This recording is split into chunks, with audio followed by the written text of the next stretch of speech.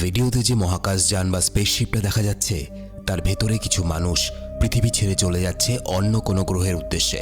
কারণ পৃথিবী জলের নিচে চলে গেছে, বড় বড় বিল্ডিংগুলোর উপরেও জল উঠে গেছে। এতটা ভয়ানক সুনামি এর আগে কখনো দেখেনি পৃথিবীবাসী। পৃথিবী ধ্বংসের দিন চলেই এসেছে। পৃথিবী যেদিন ধ্বংস হবে কি অবস্থা হতে পারে। পৃথিবী জলের নিচে চলে গেলেও কাহিনীতে আছে একটা বড় টুইস্ট। এই মা তার সন্তানকে কি করে এই ভয়ঙ্কর সুনামির হাত থেকে বাঁচাবে। আর তার সন্তানকে যেরকম দেখতে সে সেরকম ছিল না, ছিল অন্য কিছু। একটা সেরা sci fi movie the great flood. কাহিনী শুরু হয় একজন মা যার নাম অ্যানা এবং তার সন্তান জাইনকে দেখানো হয়।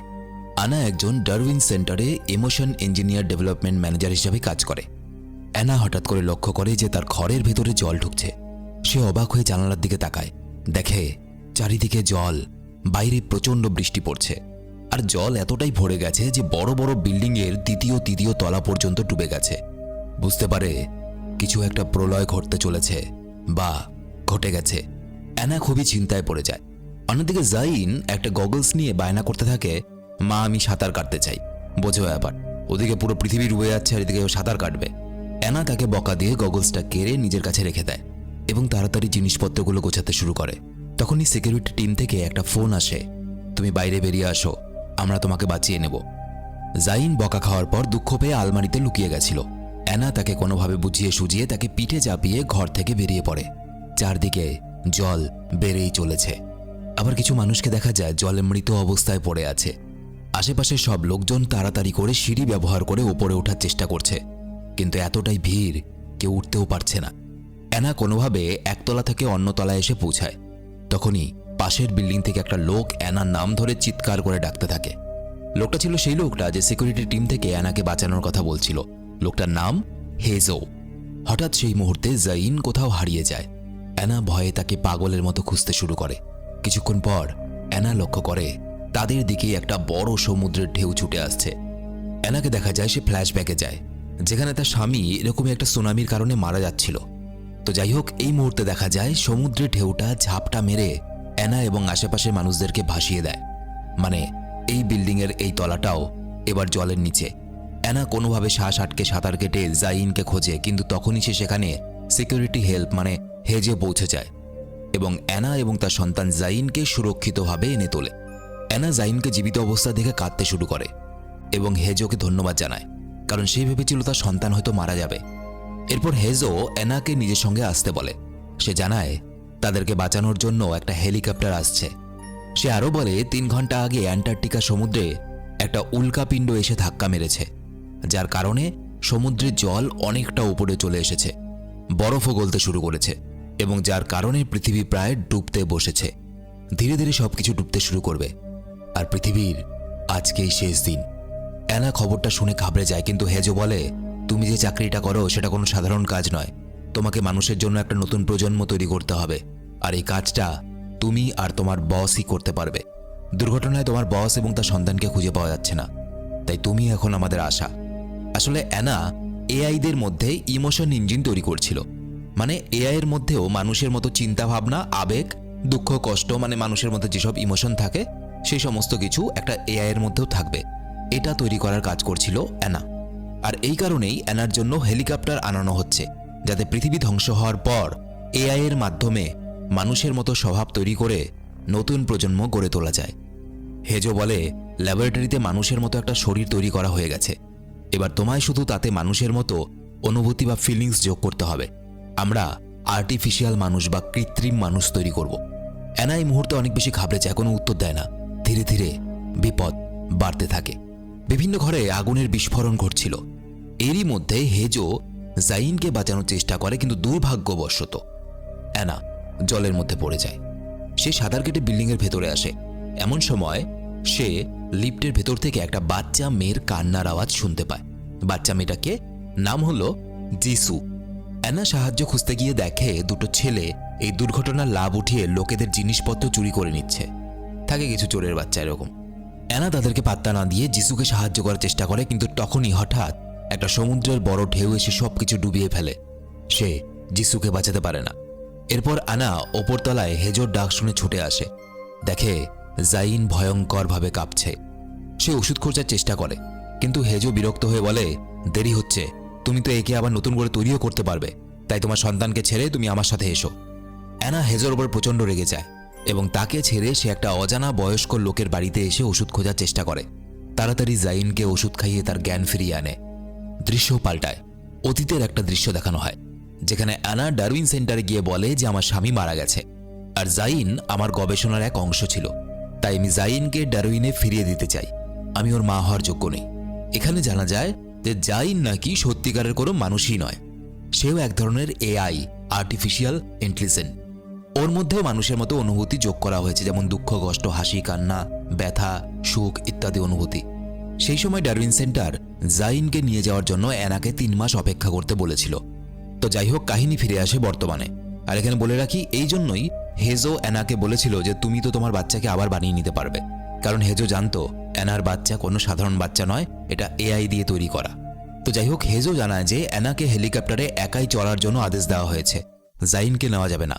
অ্যানা কোনো উত্তর দেয় না এবং 3 জনই ওপর তলায় পালাতে থাকে। একসময় অ্যানা দেখে এক গর্ভবতী মহিলা ব্যথায় চিৎকার করছে এবং তার স্বামী সাহায্য চাইছে। অ্যানা সাহায্য করতে চেয়েও পরিস্থিতির কারণে তাকে ছেড়ে চলে যায়। কিছুক্ষণ পর তারা যখন ছাদের কাছে এসে পৌঁছয়, অ্যানা কেঁদে ফেলে। সে বলে, আমি জাইনকে একা ছেড়ে যেতে পারবো না। কিন্তু এটা ছাড়া কোনো উপায়ও ছিল না। কিছুক্ষণের মধ্যে হেলিকপ্টার নেমে আসে আর অনেকগুলো সিকিউরিটি গার্ড এসে জাইনকে অ্যানার থেকে আলাদা করে নেয়। অ্যানা কাঁদতে কাঁদতে হেজোর কাছে সাহায্য চায়, কিন্তু হেজো কোনো সাহায্য করে না। শেষবারের মতো অ্যানা জাইনকে জড়িয়ে ধরে এবং দেখে সিকিউরিটি টিম হেজোকে মেরে দিয়েছে। সিকিউরিটি টিম জাইনকে অজ্ঞান করে তার স্মৃতি এবং তথ্য সবকিছু নিয়ে নেয়। এরপর জাইনের তথ্য আর অ্যানা এবং কিছু বিজ্ঞানীদের পৃথিবী ধ্বংস হওয়ার আগেই মহাকাশে পাঠিয়ে দেওয়া হয়। এখানে জানা যায় মানবজাতিকে টিকিয়ে রাখার জন্য ল্যাবে একটা মায়ের শরীর এবং একটা বাচ্চার শরীর তৈরি করতে হবে। বাচ্চার শরীর তো আগেই তৈরি হয়ে গেছে, কিন্তু মায়ের শরীরটা তৈরি করা বাকি। অ্যানা বলে, এক ধরনের পরিকল্পনায় মাকে সাবজেক্ট বানানো হবে এবং তার সন্তানকে তার থেকে দূর করে দেওয়া হবে। মায়ের প্রধান কাজ হবে সন্তানকে খুঁজে বের করা। এইভাবেই যখন মা সন্তানকে খুঁজবে, তার মধ্যে যে ইমোশনগুলো জাগবে সেগুলোই হলো তাদের প্রধান উদ্দেশ্য, কারণ একটা এআই এর মধ্যেই তারা ইমোশনই তৈরি করতে চাইছে। হঠাৎ দেখা যায় একটা তারার অসংখ্য ভাঙা টুকরো রকেটের দিকেই ছুটে আসছে এবং এই সিনটা এখানেই শেষ হয়ে যায়। দৃশ্য পাল্টায়। অ্যানাকে দেখা যায় সে নিজের ঘরে বিশ্রাম করছে। মুভি যখন শুরু হয়েছিল তখন যে দৃশ্যটা দেখানো হয়েছিল ঠিক একই রকম দৃশ্য দেখানো হয়। একই রকম ভাবেই দেখা যায় অবাক কাণ্ড। অ্যানা উঠে দেখে বাড়ির চারদিকে আবার জলে ভরে গেছে। মানে প্রথমে যে দৃশ্য ছিল সেই দৃশ্যই আবার একইভাবে রিপিট হচ্ছে অ্যানার জন্য। ব্যাপার কি? হঠাৎই আবার একই রকমভাবে হেজোর ফোন আসে এবং বলে, আমি ডারউইন সেন্টার থেকে বলছি, তোমাকে বাঁচাতে আসছি, আর আজকে জাইনকে সেন্টারে নিয়ে যাওয়া হবে। অন্যদিকে জাইন বারবার বায়না করে বলতে থাকে, আমি স্বপ্ন দেখছিলাম মা, এবং যা স্বপ্নে দেখেছি সেটার একটা ছবি এঁকে তোমার ফোনে পাঠিয়েছি, প্লিজ দেখো। কিন্তু অ্যানা এই ভয়ঙ্কর পরিস্থিতিতে জাইনের কথায় পাত্তা দেয় না। অ্যানার মনে পড়ে যায় যখন সে ডারউইন সেন্টারে জাইনকে ফিরিয়ে দিতে চেয়েছিল, তখন সেই সেন্টার থেকে 3 মাস সময় চেয়েছিল, আর আজ হলো সেই 3 মাসের শেষ দিন। অ্যানা জাইনকে আবার আলমারিতে খুঁজে পায়, কারণ সে দুঃখ পেয়েছিল, কারণ অ্যানা তার পাঠানো ছবিগুলো দেখেনি। অ্যানা বুঝতে পারছে না যে কি হচ্ছে। একই জিনিস আবার। সে তার সন্তানকে বলে, শোনো, আজকে আমি শুধু যা বলবো তুমি শুধু সেগুলি শুনবে, আর তোমাকে যদি কেউ নিতে আসে তুমি কারোর সাথে যাবে না। জাইন এটা শুনে কেঁদে ফেলে। সে বলে, আমি এখনো কেন 6 বছরের ছেলে? আজকেও আমি 6 বছরের, কালকেও আমি 6 বছরের ছিলাম। আমি কি সবসময় 6 বছরেরই থাকবো? আমার কি বয়স বাড়বে না? অ্যানা কিছু বুঝতে পারে না এবং জাইনকে নিয়ে পালাতে শুরু করে। অ্যানা পালানোর সময় একইভাবে আবার হেজোর ডাক শুনতে পায়, যেমন মুভি শুরুতে দেখানো হয়েছিল। অ্যানা সাড়া দেয় না। ঠিক এই মুহূর্তে আবার সমুদ্রে একটা বড় ঢেউ এসে অর্ধেক মানুষকে ভাসিয়ে নিয়ে যায়। অ্যানা নিজের ছেলেকে কোনোভাবে জড়িয়ে ধরে রাখে, কিন্তু দুর্ভাগ্যবশত জাইনকে হারিয়ে ফেলে। সে জলে সাঁতার কেটে জাইনকে খোঁজার চেষ্টা করে, কিন্তু ধীরে ধীরে তার পুরনো কিছু স্মৃতি মনে আসে। যেমন সে মুভি শুরুতে জাইনকে বকা দেওয়ার জন্য তার গগলসটা নিজের কাছে রেখে দিয়েছিল। কিছুক্ষণ পর একটা গাড়ির ধাক্কায় অ্যানা মাছ জলের মধ্যে অজ্ঞান হয়ে পড়ে এবং হেজো তাকে বাঁচিয়ে নিয়ে আসে। অ্যানা হেজোকে বিশ্বাস করে না। সে সোজা জাইনকে খুঁজতে শুরু করে। হেজো তাকে বোঝায় জাইন এই বিল্ডিংয়ের কোথাও আছে, কিন্তু অ্যানা তাকে বিশ্বাস করে না, জলে ঝাঁপ দেয়। হেজো অবাক হয়ে জিজ্ঞেস করে, তুমি তো নিজেই জাইনকে ডারউইন সেন্টারে পাঠাতে চেয়েছিলে, তাহলে এখন কি হলো? সন্তানের জন্য এত মায়া কেন? অ্যানা কোনো কিছু না শুনে সাঁতার কেটে লিফটের সামনে যায় এবং একইভাবে আবার একটা বাচ্চা মেয়ের কান্নার আওয়াজ শুনতে পায়। অ্যানার মনে ছিল আগেও একবার এরকম হয়েছিল এবং সেই বাচ্চাটার নাম ছিল যিশু। আগেরবার অ্যানা তাকে বাঁচাতে পারেনি। এবার সে জলের মধ্যে ডুবে গেলে নিজের সর্বশক্তি দিয়ে লিফট খোলে এবং যিশুকে বাঁচিয়ে নেয়। তারা দুজনে একটু ধাতস্থ হলে অ্যানা যিশুকে জিজ্ঞেস করে, তুমি যদি আমার ছেলেকে দেখতে পাও তাহলে তাকে বলবে আমি তাকে খুঁজছি। যিশু বলে, আমি কিছু ছেলের আওয়াজ শুনতে পেয়েছিলাম যারা একটা বাচ্চাকে বিরক্ত করছিল। অ্যানার স্মৃতিতে আসে হঠাৎ করে দুটো চোরের কথা, যেখানে তারা অ্যানাকে টেনে নিয়ে যাচ্ছিল এবং তাদের মধ্যে ভয়ঙ্কর লড়াই হয়েছিল। অ্যানা নিজের টুকরো টুকরো স্মৃতিশক্তিগুলোর উপর ভর করে সেই ঘরটাতে ঢুকে পড়ে যে ঘরে দুটো চোর চুরি করছিল। এরপর দুটো চোরের সঙ্গে অ্যানা কথা বলে বুঝতে পারে যে তারাই জাইনকে বিরক্ত করছিল। হঠাৎ তখনই বিল্ডিংয়ের কোনো একটা কোণা থেকে হেজও তাদেরকে দেখতে পায়।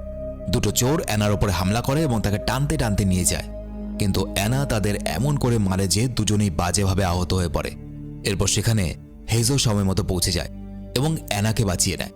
হেজো বলে, জাইন হয়তো সুরক্ষিতই আছে, কিন্তু কোথাও লুকিয়ে আছে। অ্যানা ধীরে ধীরে বুঝতে শুরু করে যে তার সঙ্গে যা যা ঘটছে সেগুলো তার সঙ্গে আরও অনেকবার ঘটে গেছে এবং এই জন্যই তার স্মৃতিশক্তিতে মাঝে মাঝে চলে আসছে যে কি হতে চলেছে, কারণ সে এই পরিস্থিতিগুলো আগেও সামলে এসেছে। হেজো বলে, অ্যানা তুমি চিন্তা করো না, আমাদের সিকিউরিটি টিম জাইনকে খোঁজা শুরু করে দিয়েছে। অ্যানার মনে পড়ে যায় যে কিভাবে সিকিউরিটি গার্ডেরা তার ছেলে জাইনের সঙ্গে খারাপ ব্যবহার করেছিল। অ্যানার থাকতে পারে না, তাড়াতাড়ি জাইনকে খুঁজতে শুরু করে। হেজো অ্যানার অদ্ভুত ভাবসাব দেখে তাকে সন্দেহ করে, আগেও কি অ্যানার সঙ্গে তার দেখা হয়েছিল কখনো। একইভাবে অ্যানাকে দেখা যায় গর্ভবতী মহিলাটার চিৎকার সে আবার শুনতে পায়, কিন্তু এবার অ্যানা তাকে ছেড়ে যায় না, বরং মহিলাটার বাচ্চা ডেলিভারিতে তাকে সাহায্য করে। অ্যানা ধীরে ধীরে মনে পড়ে যায় যে জাইন তার ফোনে কিছু ছবি এঁকে পাঠিয়েছিল। আসলে জাইন অ্যানার ছবি আঁকত, যে ছবিটার পেছনে হেলিকপ্টার আছে। এরকম অসংখ্য ছবি ছিল। দেখে মনে হচ্ছিল জাইন বারবার যেন একই দৃশ্য দেখছিল এবং সেগুলোই সে ছবি এঁকে নিজের মায়ের মোবাইলে পাঠাচ্ছিল। অ্যানা বুঝে যায় সে একটা সময়ের জালে আছে, একটা টাইম লুপে ফেসে গেছে, যেখানে সময় বারবার একইভাবে তার জন্য ফিরে আসছে। সেই জন্য তার সঙ্গে একই রকম ঘটনা ঘটে চলেছে। অর্থাৎ অ্যানাই হচ্ছে সেই মা যাকে বারবার নিজের ছেলেকে খোঁজার কাজ দেওয়া হচ্ছিল, কিন্তু সে প্রত্যেকবার হেরে যাচ্ছিল। এবং যেহেতু সে প্রত্যেকবার হেরে যাচ্ছিল, সুতরাং ঘটনা আবার শুরু থেকে শুরু হতে শুরু করে। এবং প্রত্যেকবার যখন সময় তার জন্য সেই একই রকম জায়গা থেকে শুরু হচ্ছে, অর্থাৎ সে ঘরে বসে আছে, জল ভরে যাচ্ছে ঘরের মধ্যে, এবং প্রতিবারই সে যখন ছেলেকে খুঁজে পায় না, তার জন্য সময় আবার সেখান থেকে শুরু হচ্ছে যেখানে সে একটা ঘরের মধ্যে বসে আছে এবং ঘরটা জলে ভরে যাচ্ছে। এবং প্রত্যেকবার অ্যানা যে ভুলগুলো করছিল, পরের বার গিয়ে সেই ভুলগুলো আর সে রিপিট করেনি। এবং এবার সে বুঝতে পারে যে কেন তার ছেলে জাইন তাকে জিজ্ঞাসা করছিল আমি আর কতদিন 6 বছরের থাকব, কারণ একই ঘটনা বারবার ঘটছিল, একই সময় বারবার ফিরে আসছিল। অ্যানা ঘরের আলমারিতে দেখতে যায় যে সেখানে তার ছেলে জাইন আছে কিনা। হঠাৎ সিকিউরিটি টিম এসে তাকে ধরে ফেলে এবং দেখা যায় এই ধরা পড়ে যাওয়ার ঘটনাটাও আগে অনেকবার ঘটে গেছে। হেজো এসে যখন অ্যানার সঙ্গে দেখা করে, অ্যানা অর্ধ চেতনা অবস্থায় বলে, এই সিকিউরিটি টিমের মানুষগুলো কিন্তু তোমাকে মেরে ফেলবে। এই কথা শুনে হেজোর মনেও সন্দেহ হতে থাকে যে অ্যানার সঙ্গে কি তার আগেও দেখা হয়েছিল। সে বুদ্ধি করে সিকিউরিটি টিমের মানুষগুলোকে মেরে ফেলে আর অ্যানার পুরোপুরি জ্ঞান ফেরাতে সাহায্য করে। এরপর অ্যানা তাকে সমস্ত ঘটনা বুঝিয়ে বলে। সে বলে, আমি যখন প্রথমবার জাইনকে ছেড়ে একা চলে গেছিলাম, তারপর থেকে জাইন অসংখ্যবার হারিয়েছে, আর এই সমস্ত কিছু আমার মনে আছে। হেজো এইসব কথা শুনতে শুনতে তারও কিছু স্মৃতি মনে পড়ে যায়, যেমন শেষ দিকে সে লড়াই করতে গিয়ে একবার গুলিও খেয়েছিল, এটাও তার মনে পড়ে। অ্যানা যেহেতু জানতো যে জাইন কোনো একটা ঘরের আলমারিতেই লুকিয়ে থাকে প্রতিবার, সুতরাং তার কাছে যেতে হলে অ্যানা এবং হেজো দুজনকেই অনেক বুদ্ধি করে সিকিউরিটি টিমের সঙ্গে লড়াই করতে হবে। দুজন বন্দুক নিয়ে লড়াইয়ের জন্য প্রস্তুত হয়ে যায়। বুদ্ধি করে সিকিউরিটি টিম থেকে বেঁচে পালাতে শুরু করে। তাদের লক্ষ্য ছিল সেই একটা ঘর যার আলমারির ভেতরে হয়তো জাইন মনে দুঃখ নিয়ে বসে আছে। ভয়ঙ্কর গোলাগুলি লড়াইয়ের পর অ্যানা সেই ঘরটাতে পৌঁছতে সফল হয়ে যায়, কিন্তু হেজো মারা যায়। দুর্ভাগ্যবশত সেখানে দুটো সিকিউরিটি গার্ড আসে এবং অ্যানাকে আটকানোর চেষ্টা করে। ঠিক সেই সময় সমুদ্রের ঢেউ এসে সেই তলাটাকেও জলে ভরে দেয়।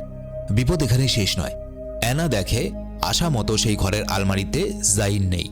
এরপর অ্যানা দুজন সিকিউরিটি গার্ডের থেকে নিজেকে বাঁচিয়ে নিয়ে ছাদের ওপরে চলে আসে। ভয়ঙ্কর দৃশ্য দেখা যায়, 30 তলার বিল্ডিং জলের নিচে, শুধুমাত্র এই ছাদটা জলে ভরা বাকি। অ্যানা ছাদের মধ্যে অনেক ভাঙা ফার্নিচার দেখতে পায়। শেষ আশা নিয়ে একটা আলমারি খোলে এবং দেখা যায় জাইন সেই আলমারিটার ভেতরে অজ্ঞান অবস্থায় শুয়ে।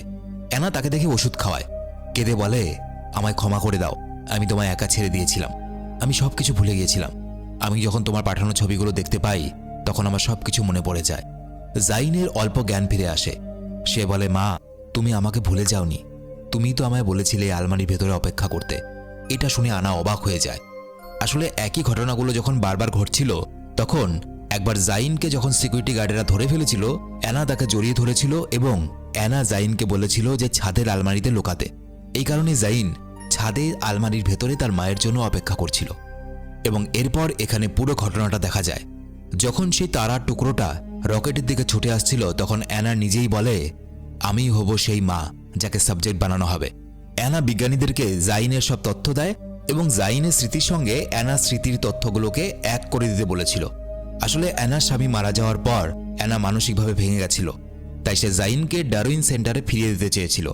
কিন্তু অ্যানা জাইনের সঙ্গে থাকতে থাকতে নিজের সন্তানের মতোই তাকে ভালোবাসতে শুরু করেছিল এবং এই কারণে অ্যানা জাইনকে হারাতে চাইছিল না।